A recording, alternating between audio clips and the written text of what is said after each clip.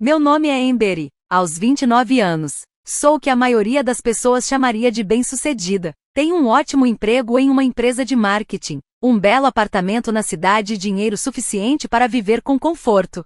O que eu não tenho mais é o marido e, honestamente, estou melhor assim. Me divorciei do Mark há pouco mais de um ano, depois de 3 anos que só posso descrever como um verdadeiro inferno. Nos conhecemos na festa de um amigo quando eu tinha 25 anos. Ele era charmoso, engraçado e parecia ter a vida em ordem. 6 meses depois, nos casamos, e foi aí que tudo mudou. Quase imediatamente após o casamento, Mark começou a andar com um novo grupo de amigos caras problemáticos, sempre bebendo, sem trabalhar de verdade. Mark voltava para casa bêbado quase todas as noites. Quando eu o confrontava, ele ficava bravo, não só irritado, mas assustadoramente furioso. Começaram as ameaças, coisas que eu nunca imaginei ouvir de alguém que dizia me amar. Por muito tempo, eu aguentei, dei desculpas, tentei ajudar, até que chegou aquela noite. Ele tropeçou para dentro de casa às 2 da manhã, fedendo a álcool. Fui demitido, murmurou, antes de cair no sofá. Algo em mim estalou. Chega, Mark, estou pedindo o divórcio, não aguento mais. O que aconteceu depois ainda me dá pesadelos. Ele avançou contra mim, o rosto distorcido de ódio. Não vou entrar em detalhes, mas acabei com hematomas por todo o corpo e o pulso torcido. Quando ele finalmente desmaiou, corri até o apartamento da minha amiga Kelly, a apenas um quarteirão dali. Liguei para a polícia e fui ao hospital para registrar os ferimentos. O divórcio foi rápido. Mark se mudou, foi obrigado a fazer aulas de controle da raiva, e eu tentei reconstruir minha vida. Meus pais e minha irmã mais nova, Lily, estiveram ao meu lado durante tudo, pelo menos, foi o que eu pensei. No mês passado, durante um jantar de família na casa dos meus pais, eles sugeriram uma viagem em família para a Flórida, só nós 4, eu, minha irmã Lily, de 26 anos, e meus pais, Robert e Susan. Achamos que junho seria perfeito. Mamãe disse que eu estava até brilhando de animação. Consegue imaginar? 2 semanas de sol, areia e mar? Papai pigarreou e disse: esperávamos que você pudesse pagar as passagens e os quartos de hotel. Amber, você sabe que nossa situação financeira não é das melhores. Não era um pedido incomum. Meus pais vêm enfrentando dificuldades. A loja de ferragens do meu pai mal se mantém, e o emprego de meio período da minha mãe na biblioteca não ajuda muito. Lily trabalha como recepcionista e vive dizendo que está quebrada. Enquanto isso, eu ganho bem como diretora de marketing. Claro que posso, respondi sem hesitar. Já estava acostumada a ajudá-los financeiramente. No mês anterior, paguei pelos consertos do carro do meu pai e por um tratamento dentário da Lily. Mamãe bateu palmas de alegria. Ai, mal posso esperar para nadar no mar. Faz anos que não temos umas férias de verdade. Nas 3 semanas seguintes, organizei tudo, tirei folga do trabalho, comprei 4 passagens para Miami, reservei os quartos, um duplo para meus pais e um de solteiro para mim e a Lily. Comprei até um maiô novo e comecei a pesquisar restaurantes e atrações na região. Uma semana antes da viagem, recebi uma mensagem da mamãe. Preciso conversar, por favor. Venha jantar aqui em casa hoje à noite, é importante. A mensagem da minha mãe me deixou preocupada. Será que algo tinha acontecido? Alguém estava doente? Respondi que iria depois do trabalho, mas passei o resto do dia distraída, imaginando que poderia ser tão urgente. Quando cheguei à modesta casa dos meus pais, nos subúrbios, naquela noite, fiquei surpresa ao ver que não eram apenas eles me esperando. Lily também estava lá, praticamente pulando de empolgação, com um sorriso enorme no rosto. O que está acontecendo? Perguntei, olhando de um para o outro. Está tudo bem?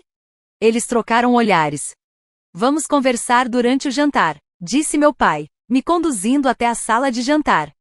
Minha mãe tinha feito a minha lasanha favorita, o que só aumentou minha ansiedade. Na nossa família, refeições favoritas geralmente precediam conversas difíceis. Assim que todos estávamos sentados, fui direta. Então, qual é o assunto urgente que vocês querem discutir? Meu pai respirou fundo. Bem, querida, houve uma pequena mudança de planos na nossa viagem para a Flórida. Vamos levar mais uma pessoa. Minha mãe continuou, evitando olhar nos meus olhos. Lily não conseguiu mais se conter.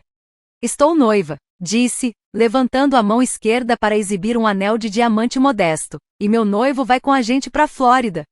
Oh, eu disse, genuinamente surpresa, mas feliz por ela. Parabéns, Lily, eu nem sabia que você estava namorando. Sério, quem é o sortudo? O silêncio caiu sobre a sala. Meus pais se entreolharam, nervosos. O sorriso de Lily se tornou presunçoso. Você o conhece muito bem. Na verdade, ela disse, com a voz carregada de satisfação, é o Mark. Meu garfo caiu no prato. O Mark? Meu ex-marido. Mark? Lily assentiu. O sorriso nem por um segundo vacilou. Estamos juntos há 3 meses. Ele mudou, Amber. Ele não é mais o homem com quem você foi casada. A sala começou a girar. Meu ex-marido, o homem que me agrediu, o homem que ainda povoava meus pesadelos, agora estava noivo da minha irmãzinha. E minha família estava agindo como se isso fosse completamente normal, como se fosse algo digno de comemoração. Vocês não podem estar falando sério, eu disse, olhando freneticamente para os meus pais. Vocês sabem o que ele fez comigo. Mãe, você estava no tribunal durante o divórcio. Amber, minha mãe disse com um suspiro cansado, você sempre exagera. Tudo o que aconteceu entre você e o Mark foi só uma briga de casal que saiu do controle. Eu não conseguia acreditar no que estava ouvindo. Uma briga? Mãe, você me viu no hospital. Você viu os hematomas por todo o meu corpo. Como pode dizer isso? Meu pai se remexeu desconfortavelmente na cadeira, mas não disse nada. Lily revirou os olhos dramaticamente. O Mark me contou tudo, ela disse, se inclinando para frente. Ele disse que você era abusiva, que você batia nele com frequência, e que naquela noite ele só estava se defendendo. Ele nunca quis te machucar. Uma risada amarga escapou de mim seca, sem humor. Você só pode estar brincando comigo. Eu tenho 1,62 metros e peso 50 quilos. O Mark tem 1,88 metros e é construído como um linebacker. Pesando 90 quilos. Como exatamente eu poderia ter dominado ele? Lily deu de ombros. Eu acredito no meu noivo. Noivo. A palavra ficou ecoando na minha cabeça como veneno. O homem que me ameaçou. O homem que me mandou para o hospital. O passado é passado. Papai finalmente falou. O Mark tem feito aulas de controle da raiva. Está sóbrio agora. As pessoas mudam. Amber. Empurrei meu prato para longe. Meu apetite tinha sumido. Eu não vou sair de férias com ele. Ponto final. Meus pais trocaram mais um olhar, e meu estômago se revirou. Bem, mamãe disse lentamente. Nós imaginamos que você poderia se sentir assim, e respeitamos sua decisão. Mas ainda vamos viajar, papai completou. Vamos apenas dar a sua passagem pro Mark. Lily assentiu, empolgada. Ah, e você vai precisar alterar a reserva do hotel. Em vez de 2 quartos de solteiro, agora precisa ser um de casal, para mim e pro Mark. Por um momento, eu fiquei muda. A traição era tão completa, tão absurda, que tirou o ar dos meus pulmões. Essas pessoas, minha família, estavam escolhendo o meu agressor no lugar de mim. E ainda por cima estavam me pedindo para pagar por isso. Deixa eu ver se entendi, falei com a voz absurdamente calma. Vocês querem que eu cancele minhas próprias férias, que eu já planejei, que tirei folga do trabalho e, em vez disso, pague para que meu ex-marido abusivo vá no meu lugar? Levantei da mesa, minhas mãos tremiam, mas eu estava determinada a não desmoronar ali, na frente deles. Querem saber? Eu preciso ir. Peguei minha bolsa e minha jaqueta, fui direto para a porta. Ninguém tentou me parar. Ninguém gritou meu nome. Eles só me deixaram ir. O caminho de volta para casa foi um borrão. Esperei pelas lágrimas, mas elas nunca vieram. Em vez disso, o que cresceu dentro de mim foi uma raiva fria e sólida. Assim que cheguei no meu apartamento, eu já sabia exatamente o que ia fazer. Me servi de uma taça generosa de vinho, sentei em frente ao computador e comecei. Primeiro, cancelei as 4 passagens aéreas para Miami. Depois, cancelei todas as reservas de hotel. Fiz prints de cada confirmação de cancelamento e anexei em mensagens de texto para minha mãe e para Lily. Os planos de férias foram cancelados. Todas as reservas estavam no meu nome. Agora estão anuladas. Tenham um ótimo junho. Cliquei em enviar antes que pudesse duvidar de mim mesma. Sim, eu perderia o dinheiro dos depósitos, mas valeu cada centavo saber que eles não iriam desfrutar de férias pagas por mim, me excluindo. Demorou exatos 15 minutos até meu celular começar a tocar. Primeiro, minha mãe. Depois, Lily. Depois, meu pai. Ignorei todos. Coloquei o celular no silencioso e continuei saboreando meu vinho. Quando finalmente fui checar as mensagens, 1 hora depois, só tive a confirmação de que fiz a escolha certa. Mamãe, como você pôde fazer isso com a sua família? Você é uma filha terrível, egoísta e rancorosa. Estamos melhores sem você na nossa vida. Lily, sua invejosa patética. Você perdeu o melhor homem do mundo e agora não aguenta me ver feliz com ele. Pra mim, você está morta. Soltei um riso seco, sem humor. Quanto à mensagem da Lily. Mark é o melhor homem do mundo. Ela não fazia ideia do que estava por vir. Estranhamente, senti um alívio profundo ao bloquear o número de todos eles. Durante anos, eu tinha sido o alicerce emocional e financeiro da minha família. Paguei por emergências, ouvi reclamações, resolvi problemas. E para quê? Para que se voltassem contra mim no primeiro momento em que isso lhes fosse conveniente. 1 semana se passou. Mantive meus dias de férias aprovados no trabalho, mas ainda não tinha decidido o que fazer com eles. Então, numa noite qualquer, enquanto rolava distraidamente pelas redes sociais, dei de cara com uma postagem da Lily. Lá estavam eles, Lily, mamãe, papai e Mark, parados na frente da casa dos meus pais, malas aos pés. A legenda da Lily dizia: saindo para umas férias de verdade em família, só com quem realmente importa, sem peso morto. Vários parentes comentaram, perguntando onde eu estava, por que Mark estava lá. Eu não respondi a nenhuma das mensagens confusas que começaram a aparecer de tios, primos, amigos de infância. O que eu poderia dizer? Minha família escolheu meu agressor no lugar de mim? Eles apagaram a violência que eu vivi? Era humilhante demais. Em vez disso, tomei uma decisão. Não ficaria em casa vendo eles se divertirem, nem que fosse num lugar mais barato. Aproveitei uma promoção de última hora e reservei 2 semanas em Cancún, México. Sol, areia, solidão. Conforme a data do voo se aproximava, meu coração se enchia de uma mistura de emoções. Raiva, claro, pela traição. Tristeza por tudo que perdi. Mas também, uma liberdade que eu não sentia há anos. 2 semanas sem obrigações familiares. 2 semanas em que eu não seria responsável por ninguém além de mim mesma. Na manhã do voo, desativei todas as minhas redes sociais. Ativei a resposta automática de ausência no e-mail. Decidi que essas seriam minhas férias. Nada de atualizações. Nada de mensagens. Quando o avião decolou, recostei-me na poltrona e fechei os olhos. Pela primeira vez em meses, talvez anos, senti meu corpo relaxar. Qualquer drama envolvendo minha família e o Mark não era mais meu problema. Cancún era exatamente o que eu precisava. Passei os dias relaxando em praias de areias brancas, mergulhando em águas cristalinas, explorando ruínas maias. À noite, jantei sozinha em restaurantes à beira-mar, saboreando frutos do mar frescos e margaritas geladas. Durante 2 semanas, não abri o e-mail. Não entrei em redes sociais. Mal toquei no celular só para tirar fotos de pores do sol e dos cenotes que visitei. O resort era só para adultos, o que significava paz absoluta. Nada de crianças gritando, nada de caos. Fiz alguns contatos casuais, um casal canadense, uma viajante australiana, mas, no geral, fiquei na minha. Li 4 romances, peguei um bronzeado dourado, e pela primeira vez em anos dormi sem pesadelos. Foi só no voo de volta que liguei o celular de novo. Assim que o sinal voltou, o aparelho explodiu com notificações. Dezenas de chamadas perdidas do telefone fixo dos meus pais, de números que eu não reconhecia, de amigos preocupados. Mensagens de texto inundaram a tela. A mais recente era da minha mãe, enviada no dia anterior. Me liga assim que puder, é emergência. Quase ignorei. Afinal, a ideia deles de emergência geralmente envolvia Lily quebrando uma unha ou precisando de dinheiro para algum capricho. Mas uma sensação incômoda e persistente no estômago me fez pegar o celular e discar o número da minha mãe. Fiz isso já sentada no sofá do meu apartamento, de malas desfeitas e taça de vinho na mão. Ela atendeu no primeiro toque. Amber, é você? Sim, mãe, qual é a emergência? Minha voz saiu fria, distante. Graças a Deus. estamos tentando falar com você há dias.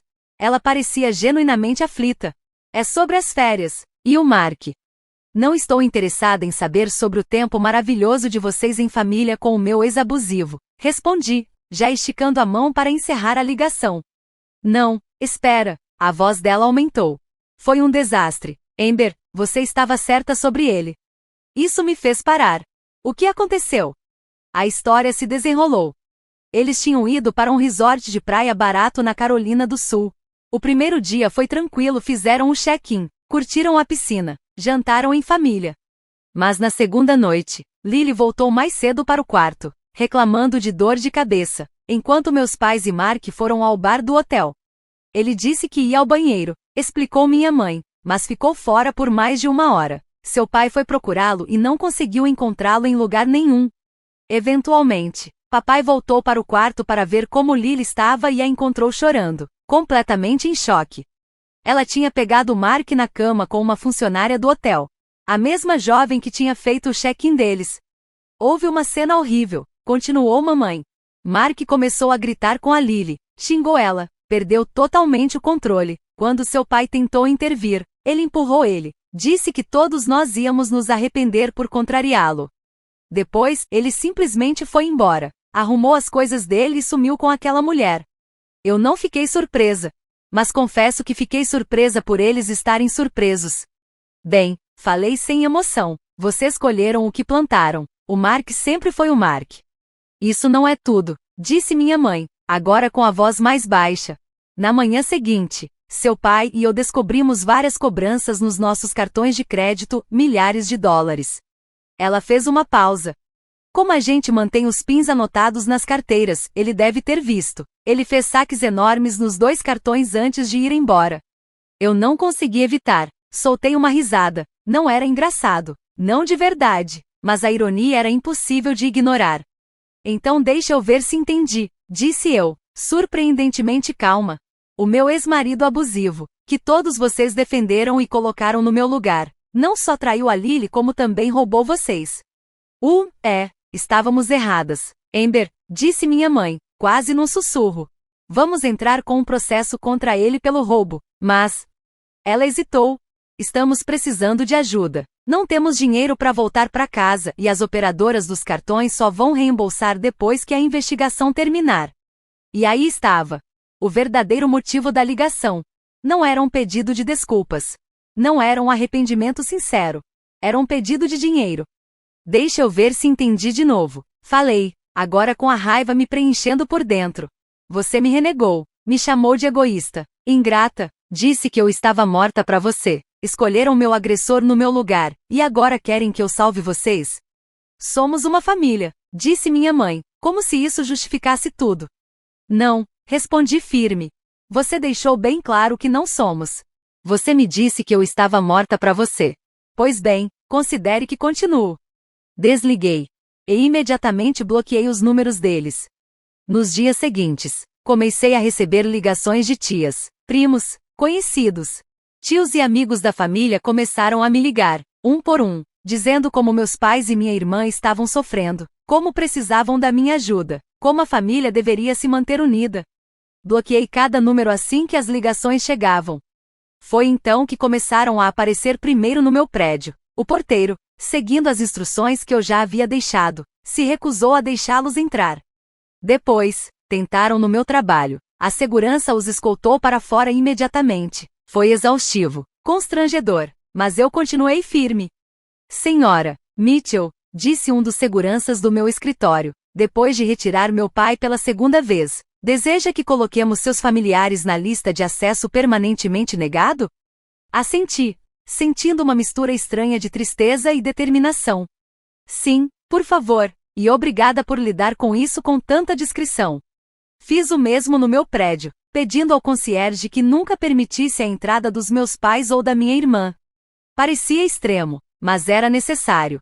Eles já tinham deixado claro que não tinham limites, nem respeito pelos meus sentimentos ou pela minha história.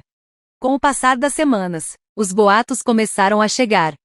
Soube que meus pais pegaram dinheiro emprestado de parentes para cobrir as dívidas do cartão de crédito. Soube também que prestaram queixa contra o Mark, mas sem muita esperança de recuperar o que perderam.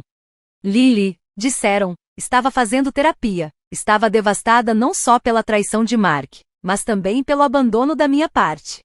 Mas eu não sentia nada. Talvez isso me tornasse fria. Mas depois de tudo o abuso de Mark, o gaslighting da minha própria família, a traição deles, não havia mais simpatia em mim. Só vazio. Uma noite, durante um jantar com minha amiga Kelly, a mesma que me acolheu quando fugi de Mark, ela me fez a pergunta que todos pareciam evitar. Você acha que algum dia vai se reconciliar com eles? Eles ainda são sua família, afinal. Pensei por um momento, tomando um gole do meu vinho. Não sei, respondi com sinceridade. Agora, não consigo nem imaginar. Eles não cometeram apenas um erro, Kelly. Eles viram meus hematomas, ouviram minhas histórias. Sabiam exatamente o que Mark fez comigo. E mesmo assim, o escolheram. Naquela noite, voltando para casa, me senti mais leve do que em anos. Por tanto tempo, carreguei o peso das expectativas da minha família, das necessidades deles, dos problemas deles. Agora que esse peso tinha ido embora, eu era responsável apenas por mim. Respondi apenas a mim mesma.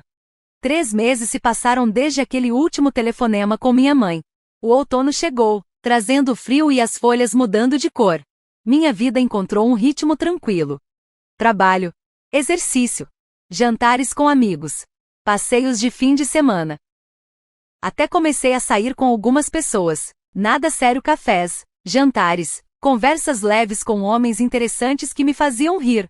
Na semana passada, fui promovida a diretora sênior de marketing, um cargo que veio com um aumento generoso em meu próprio escritório.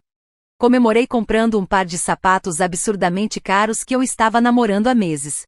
Antes, esse dinheiro provavelmente teria sido usado para ajudar meus pais a trocar o aquecedor velho, ou para tirar Lily do sufoco do cartão de crédito.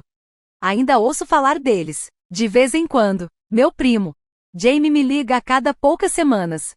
Sempre cuidadosa para não forçar uma reconciliação, mas me mantendo atualizada sobre as coisas. Seu pai teve um pequeno susto de saúde, só pressão alta. Nada grave, mas agora precisa tomar medicação.